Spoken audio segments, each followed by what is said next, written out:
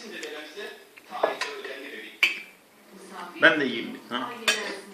Ankara'nın verdiği mesajla birlikte yaptırımlarında. Mesela kışkırtmacılarına da kimse kulak vermeden. Aileleri Erdoğan'ın Dolma Bahçe ofisinde yaptı. Toplantıya katılan bir grup Başbakan Erdoğan'la görüşmek üzere Dolmabahçe'deki ofise geldi. Yanlarında Suriye Ulusal Komisyonu üyeleri de vardı. Türkiye'nin desteği için teşekkür ettiler Erdoğan'a. Başbakan da Suriye'nin toprak bütünlüğü önemli dedi.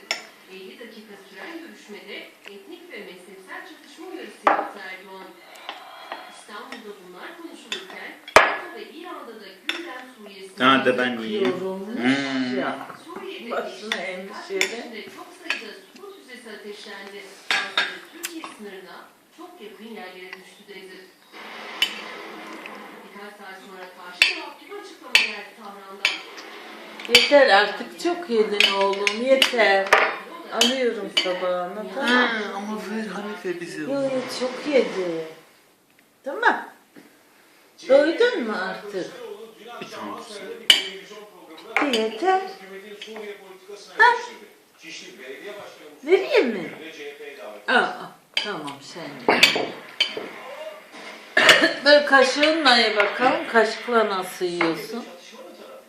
Suriye'deki iç savaşta Türkiye'nin taraf olduğunu ileri sürdü. Esad'ı desteklemediklerini söyledi. Esad hiçbir zaman çıktık sizi destekliyoruz demedik hiçbir zaman. CHP lideri Kılıçdaroğlu dün akşam size haberin konuğuydu. Hükümetin Suriye konusunda mezhep eksenli politika yürüttüğünü ileri sürdü. Dün geldiğimiz noktada siz Orta Doğu'ya sadece ve sadece inanç temelli, mezhep temelli bakar ve politika oluşturursanız çatışmanın tarafı olursunuz. Suriye'de Biraz da ayran et. destekliyor musunuz Esed rejimini? Öyle bir algı niye oluşuyor? Esad kalacakmış, Esad gidecek. Bu bizi ilgilendirmez. Kılıçdaroğlu Cumhurbaşkanlığı seçiminde iki aday olursa Gül'ü destekleriz sözlerine de açıklık getirdi. Bana sorulan soru şuydu. Ya iki aday olursa Gül Erdoğan. İki aday olursa. Diyor ne mübareksin. Ne mübareksin bakıyor makarnaya benim. Siz bir aday çıkaracaksınız. Niçin olmasın efendim? Tabii. CHP liderine 2014 Çok yılında Ben de yiyeyim bir tane. seçimlerde soruldu. Söz geldi. Yerel seçim geliyor. Mustafa Sarıgül'ü partiye davet edecek misiniz?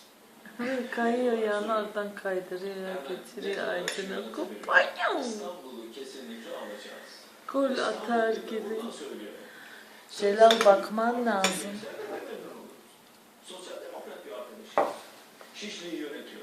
Uzun yıllardır yönetiyor. Makarna getireceğim çok sana. Gelirse bundan mutlu.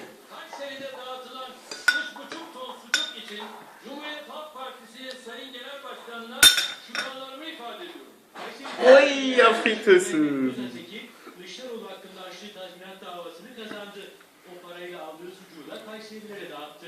Kılıçdaroğlu yolsuzluk iddiasının arkasındaydı. Siz niçin ödediniz tazminatı? Kullandığım dil itibariyle onun dışında orada yolsuzluk yoktur vesaire değil. Şu anda Kayseri'de Ağır Ceza Mahkemesi'ne dava görülüyor. Yani vatandaşı şöyle bir algı yarattı. AKP medyası. Efendim orada yolsuzluk yok, Kılıçdaroğlu da tazminat ödedi. Yok öyle bir şey. Öyle bir şey yok.